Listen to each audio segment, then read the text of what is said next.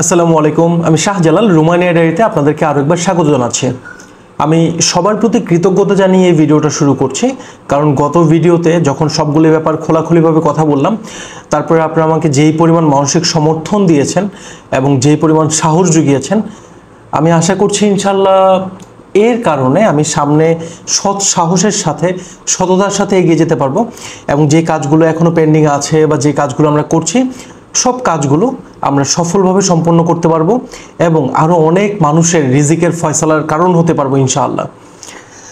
তো আমি আজকে শুধুমাত্র তিনটা দেশ নিয়ে কথা বলবো এবং একই সাথে আমি জানিয়ে দিব যে আমরা ঠিক কোন কোন দেশের কাজগুলো এই মুহূর্তে করছি এবং প্রতিটা দেশ নিয়ে ধারাবাহিকভাবে বিস্তারিত ভিডিও আসবে। তো চলুন শুরু করা যাক।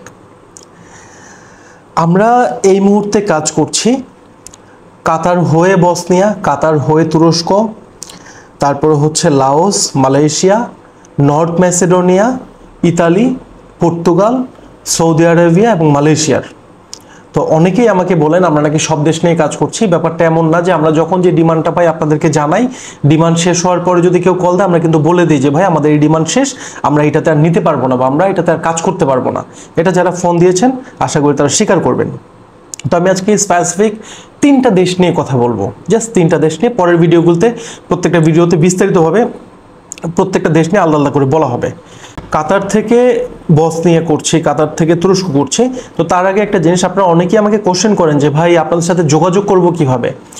তো তাদের উদ্দেশ্যে বলা যে এখানে নাম্বারটা দেওয়া আছে, এই নাম্বারে যোগাযোগ করতে পারবেন, অথবা আপনি যদি চান যে সরাসরি আমাদের অফিসে চলে আসবেন তাহলে আপনি বাংলাদেশের যে কোনো প্রান্ত থেকে চিটাগাং রোড অথবা ডেমরা স্টাফ কোয়ার্টার চলে আসবেন।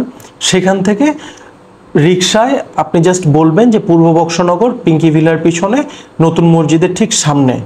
আপনার ভাড়া নেবে চিটাগাং রোড অথবা স্টাফ কোয়ার্টার থেকে 40 থেকে 50 টাকা।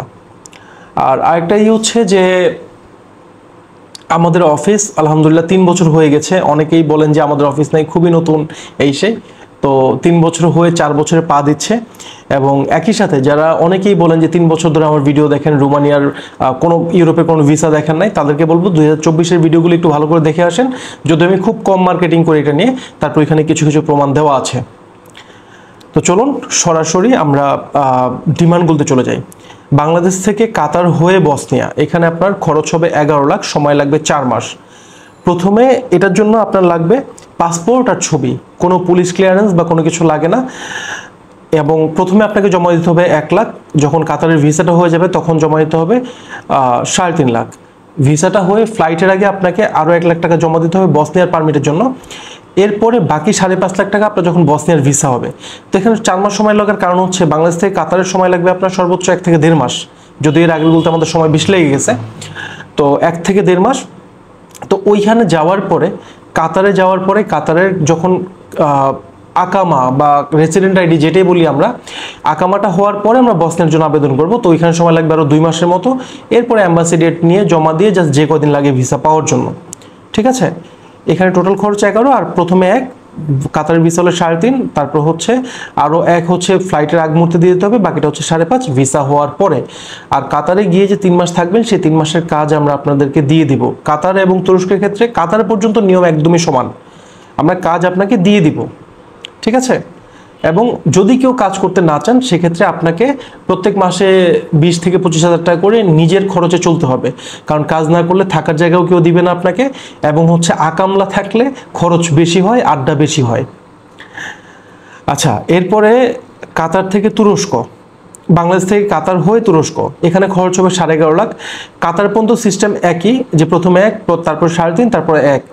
এরপরে যখন তুরস্কের ভিসা হবে তখন ওইখান থেকে আপনাকে 6 পে করে আপনি চলে যাবেন। তো এইখানে তুরস্কের সময় লাগবে আপনার 3 মাস।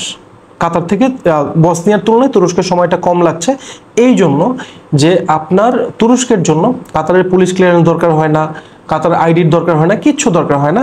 আপনি জাস্ট ওইখান থেকে জমা দিবেন, মানে আপনি যখন এখানে জমা দিচ্ছেন তখনই আমরা তুরস্কের কাজের জন্য ফাইল মুভ করাই দিব।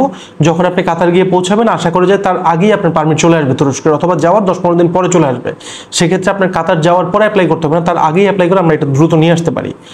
তো এই হচ্ছে টোটাল খরচ বাংলাদেশ থেকে কাতার হয়ে তুরস্কর। তো এখানে জাস্ট লাগবে বাংলাদেশ থেকে কাতার পর্যন্ত পাসপোর্ট এবং ছবি। আর কাতারে যে ডকুমেন্ট লাগে সেটা আমরা ব্যবস্থা করে দেবো, সেটা আপনাদের কনসার্ন না। আর আরেকটা জিনিস হচ্ছে যে এখানে যদি কারো এসবিএস থাকে, এটা আগে একটা সিস্টেম ছিল, এখন এই সিস্টেমটা নাই।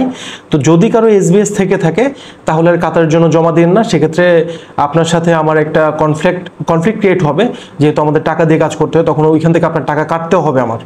তো যদি কারো এসবিএস থাকে প্রয়োজনে যে কোনো মেডিকেল সেন্টারে গিয়ে 1500 টাকা দিয়ে পরীক্ষা করে আসবেন, এসবিএস না থাকলে সরাসরি জমা দেন, এবং আমরা এই কাতার হয়ে বসনিয়া, কাতার হয়ে তুরস্ক এই ফাইলটা জমা নিতে পারবো এই সপ্তাহ পর্যন্ত। মানে আজকে যখন আপনি ভিডিওটা দেখছেন পরবর্তী শুক্রবার পর্যন্ত আমরা এই নিতে পারবো, আমি ডেটটাও বলে দিচ্ছি।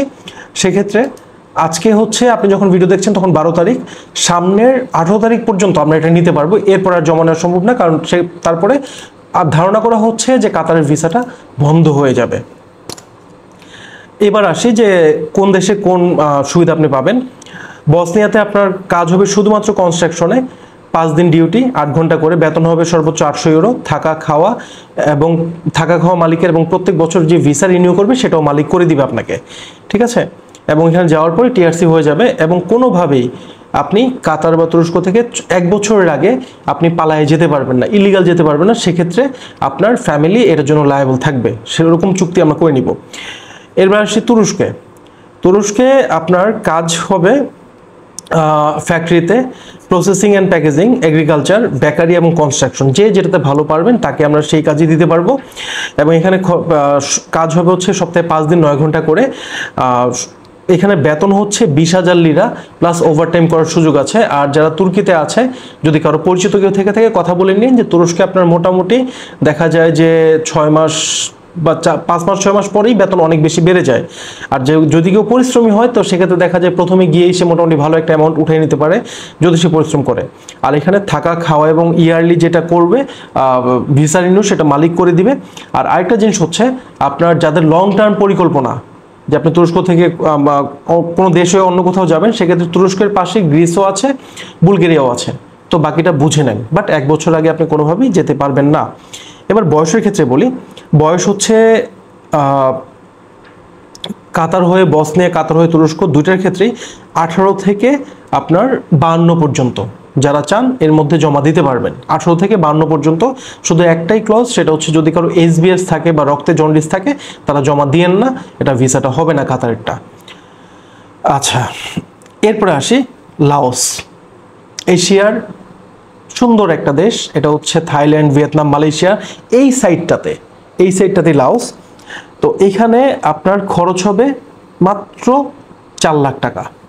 এটা স্টিকার ভিসা হবে, কোনো ই ভিসা না, আমার তথ্য একটু ভুল ছিল, তো এটা স্টিকার ভিসা হবে। এবং এটা আপনার কাজ হবে কনস্ট্রাকশন এবং কলার বাগানে, কারণ লাওস হচ্ছে অনেক বড় কলা রপ্তানিকারক দেশ।